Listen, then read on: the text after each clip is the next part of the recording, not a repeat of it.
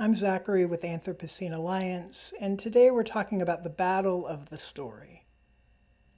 I want you to imagine that every campaign, every political fight, every cultural struggle is not just a clash of policies or personalities, but a battle of the story.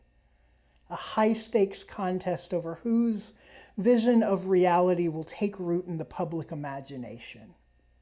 And in order to win this battle, we have to not only understand the story that our opponents are telling, but we have to be able to craft a better story, a better message, which raises an important question. What is messaging? Here's how I would define messaging. A core idea you want people to remember and repeat about your campaign. The distilled truth that cuts through the noise, that sticks in hearts and minds and moves from one conversation to the next. In this battle for the story, clarity really is power. The sharper and more memorable your message, the more likely it is to spread. And ultimately, that's the goal. We want our message to spread.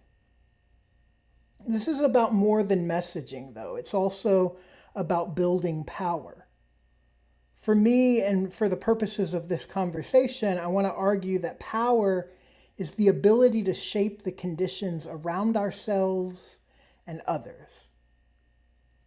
Now, when we hear the word power, a lot of different things might come to mind.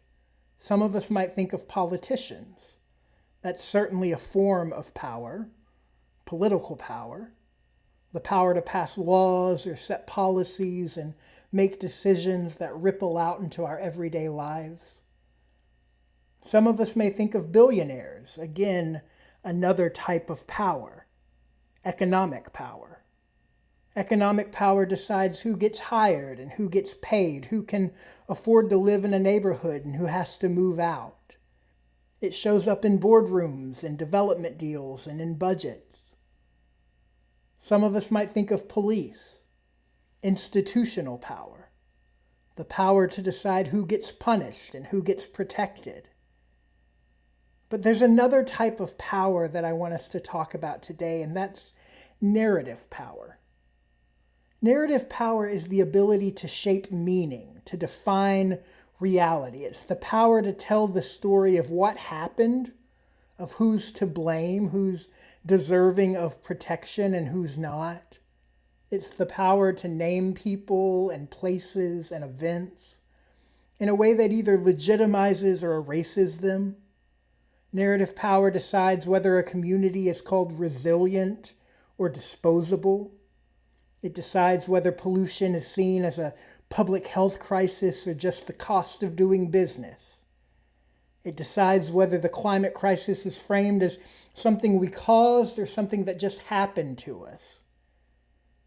The people with the most power often get to tell the story. What we believe about the world shapes the way we act.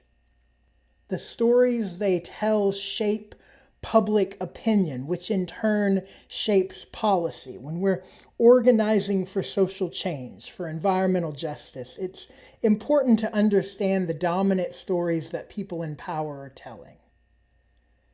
This is one of the stories that Trump told. The weather has been so cold for so long that the global warming hoaxers were forced to change the name to climate change and keep money flow. The concept of global warming was created by and for the Chinese in order to make U.S. manufacturing non-competitive. Let's continue to destroy the competitiveness of our factories and manufacturing so we can fight mythical global warming. China is so happy. Wrong. Used to be called global warming, and when that name didn't work, they definitely changed it to climate change because it's freezing. Trump told this story to a lot of people. He has over 100 million Twitter followers. That has real implications. Part of the work that we're going to be talking about today is not just identifying what the dominant narratives are and how they are dangerous. but also how we go about countering them, how we take the dominant narrative and tell a different story, how we take back some of the power. Because there is always more than one way to tell the story. These are photo captions that surfaced after Hurricane Katrina. They tell a very similar story in two very different ways. A young man walks through chest-deep floodwater after looting a grocery store in New Orleans on Tuesday, August 30, 2005. Two residents wade through chest-deep water after finding bread and soda from a local grocery store after Hurricane Katrina came through the area in New Orleans, Louisiana. The black child, referred to here as a man, is said to be looting a grocery store, while the white couple is finding food from a grocery store. These are two very distinct ways of framing a story. They have very real implications for how people see not only the people in these photos, but by extension, how they see entire communities. One word can shift the entire story, paint someone as a survivor or a criminal, someone worthy of help or someone deserving of punishment. The story we tell doesn't just describe reality, it shapes it. The Center for Story-Based Strategy talks about two types of stories, what they call the story of the battle and the battle of the story. Now, the story of the battle is about mobilization, about rallying people who already agree with us, right? Preaching to the choir. Now, we use that idiom as if it's a bad thing, but I don't think it is. The choir needs care too. This is our base. These are our allies, folks who share our worldview and values. We don't have to convince them that our air, water, and land are under threat. They already believe it. What they need is a clear, urgent reason to take action now. Here are some examples of what we are talking about. Stop climate crime. End fossil fuels. Right? This is important messaging, but it's not the type of messaging that wins hearts and minds. These are messages that mobilize, not messages that persuade. These slogans might convince someone to join a protest, or organize or donate to a cause, but they aren't likely to sway an opponent or bring someone down off the fence. That's what the Center for Story-Based Strategy calls the battle of the story.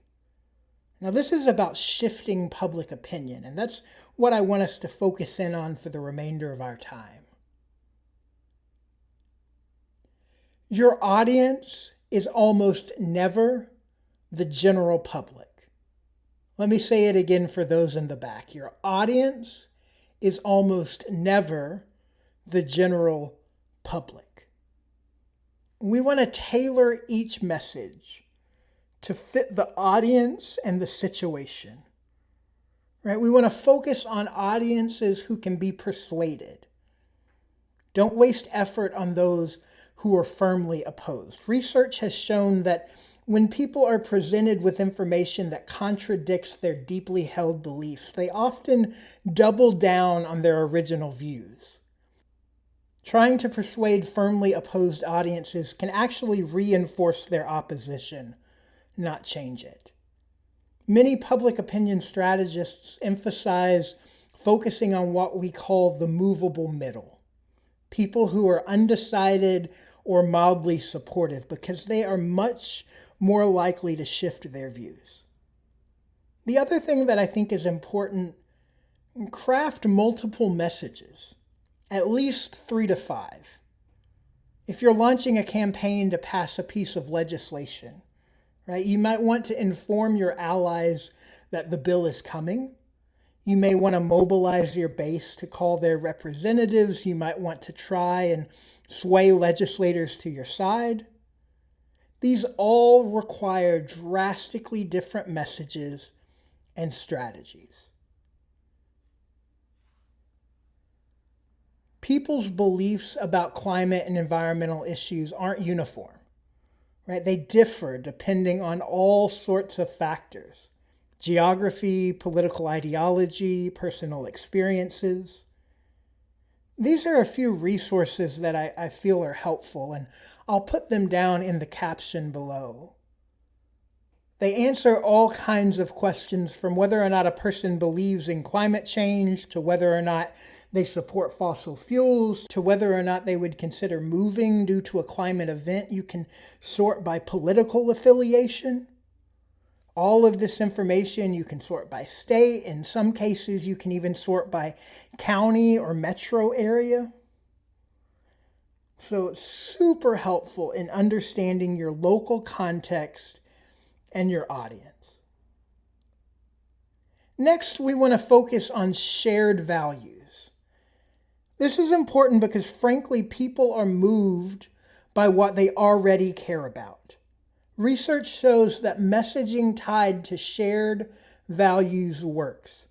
People are more likely to remember, accept, and act on messages that align with their beliefs. So instead of just presenting facts or demands, we want to start by identifying a core value that our audience holds dear and connecting our issue to it. When we do this, our message stops being abstract and it becomes personal, relatable, and urgent. Take the movement in Flint, Michigan, for example. When the water crisis there became public, activists didn't just talk about pipes and chemicals, they talked about kids. When will I have clean bath water? Kids need water to be healthy. These are hard messages to argue with. The statement isn't simple, but it connects to a core value, the right of people, especially children, to access water. It's not just about water, though, right? It's about health. It's about protecting life itself.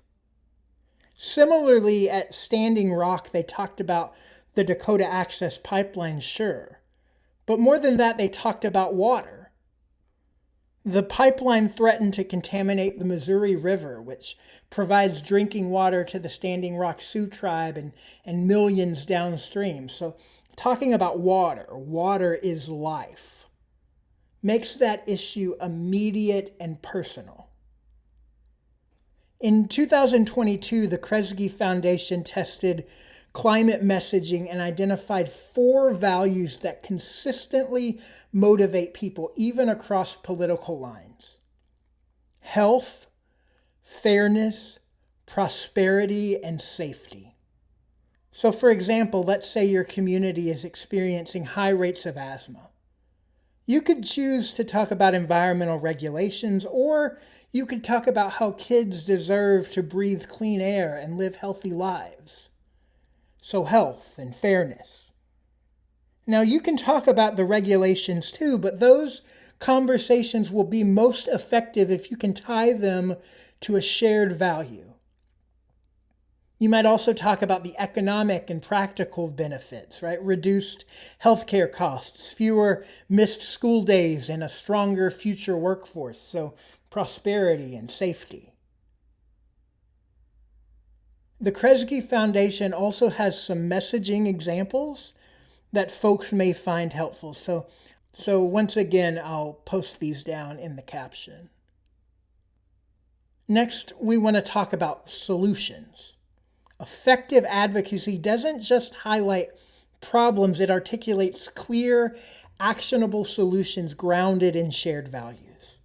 Another way to say this: talk about what you want to build, not just what you want to demolish. Research shows that audiences respond more strongly when messages not only define a problem, but also present solutions, particularly if those solutions resonate with shared values, which makes sense, right? Solutions reduce feelings of helplessness, increase our motivation to act. Acorn International's Beat the Heat campaign from July 2025 is a really good example of this. Rather than just focusing on the dangers of extreme heat, they presented clear, actionable demands that align with these shared values. They framed cooling as a right, demanded building retrofits and tenant protections, worker protections like heat breaks and hazard pays, and end to rent hikes or evictions linked to green upgrades. They talked about expanded OSHA heat protections for all workers. Next, statistics are helpful, but we want to use them sparsely and strategically. Numbers matter, but stories are what stick. When we share data, we risk overwhelming our audience with facts that they likely won't remember. So instead, we want to make numbers vivid. Imagine a city where 1 in 5 families can't access clean water. Picture a classroom of 20 children and 4 of them unable to turn on a tap for safe water. Or consider deforestation, 10,000 trees cut in a year, 1 every 5 minutes. It's vivid. These images make the scale of the problem tangible and they anchor our message. Louisiana Grassroots United, a coalition of A2 member groups, is opposing the proposed Louisiana International Terminal, a $1.8 billion container port planned by the Port of New Orleans in Violet, Louisiana. The proposed terminal would bring 1,700 trucks through the parish every day. Imagine that, a steady stream of trucks rolling past homes, schools, and churches, one after the other, every few minutes for 12 hours straight. This is the statistic that the Louisiana Grassroots United Coalition keeps hammering. 1,700 trucks over and over again until it goes viral. 1,700 trucks. It's personal, and it provides the opportunity to talk about a lot of other things, right? Roadways, noise pollution, air quality. Pop culture can be a powerful tool for making your message memorable and shareable. A study published by the Journal of Environmental Communication highlights that incorporating pop culture elements into environmental campaigns can increase public engagement and awareness. One example of this would be Greenpeace's Barbie It's Over campaign, which pressured Mattel into ending its association with a company linked to rainforest destruction in Indonesia. This is a message from Ken, posted on billboards, banners, social media. I don't date girls that are into deforestation. Stop Mattel destroying rainforests for toy packaging. Another group that does a really good job of this online is A2 member group New Mexico Climate Justice. These are all from their Instagram, which you should definitely follow. In videos about water quality and oil spills, we see memes referencing The Big Lebowski, Austin Powers, Parks and Recreation, Breaking Bad. Now, for the sake of time, we'll go ahead and end with this quote from the Opportunity Agenda that I feel does a really good job getting to the heart of what it is we've talked about today. Narrative change does not happen on its own, particularly around contested social justice issues. It typically results from a sophisticated combination of collaboration, strategic communication tactics, and cultural engagement, all attuned to key audiences and societal trends.